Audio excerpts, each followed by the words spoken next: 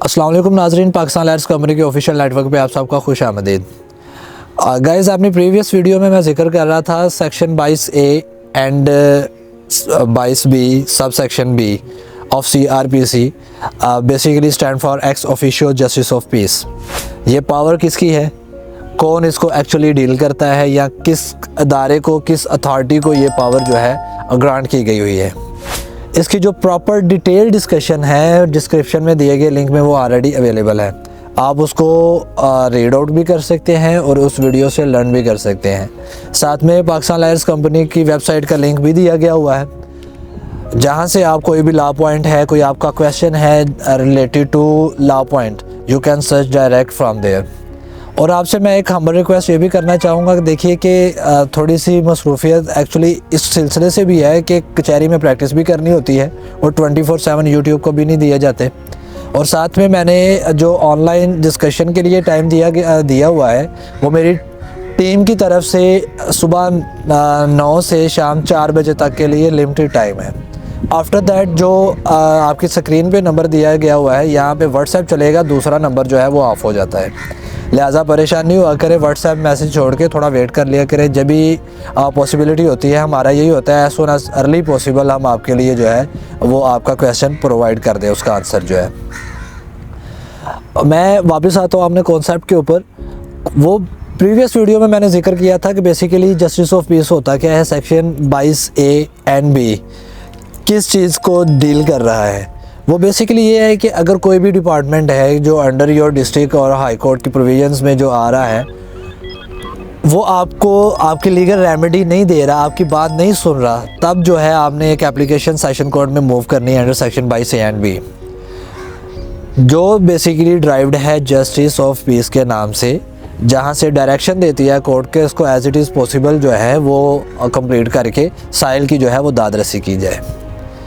अब एक क्वेश्चन ये रेज़ हो जाता है, अगर आप जो है आपकी एप्लीकेशन पे बात नहीं सुनी गई, अगर आप किसी पुलिस डिपार्टमेंट में गए हैं या कोई भी रेलिवेंट है, गैपको हो गया, सुई गैस का हो गया, व्हाट्सोएवर कोई भी डिपार्टमेंट हो गया, वहाँ पे आपकी बात सुनी नहीं गई, आपने सेक्शन 22A एंड 22B को रिकॉल किया, आपने सेशन कोर्ट में ये पिटीशन फाइल की, व्हाट्सोएवर वहाँ पे भी आपकी बात नहीं सुनी गई, अहले इलाका वाले असर सोख वाले बंदे थे, आपकी बात नहीं सुनी गई, तब आपके पास लीगल रेमेडी क्या बचती है, या वहाँ पे लीगल रेमेडी क्या बचती है जहाँ पे आपका कंपाउंडेबल एक होता है ऑफेंस, एक नॉन कंपाउंडेबल ऑफेंस होता है, एक कॉग्निजेबल होता है, एक नॉन कॉग्निजेबल ऑफेंस होता है।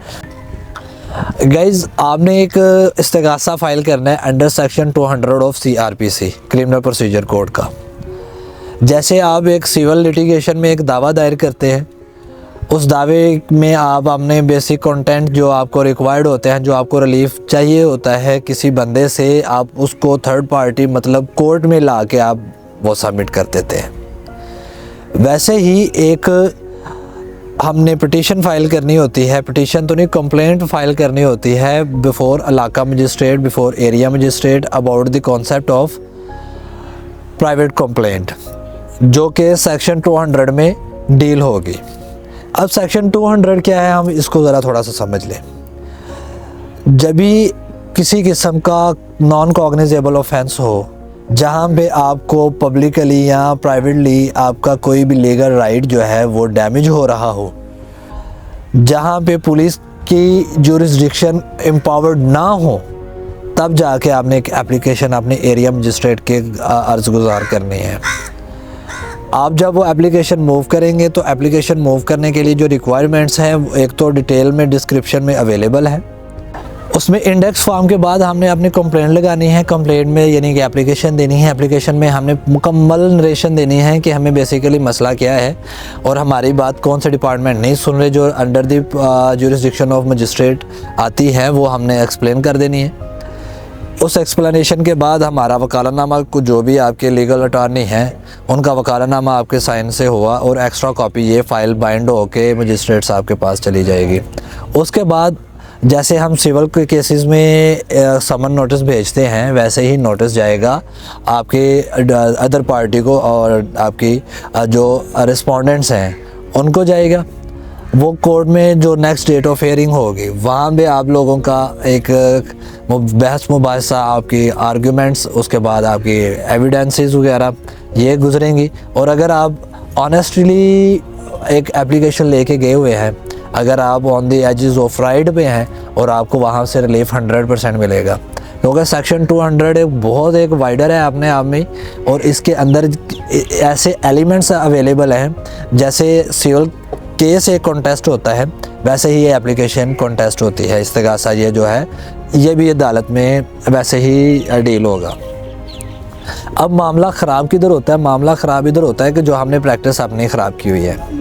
प्रैक्टिस ख़राब हमने ये की हुई है कि हम खुद ब्राइब देकर अपना काम करवाने में बड़ा जो है ना फ़ख्र महसूस करते हैं।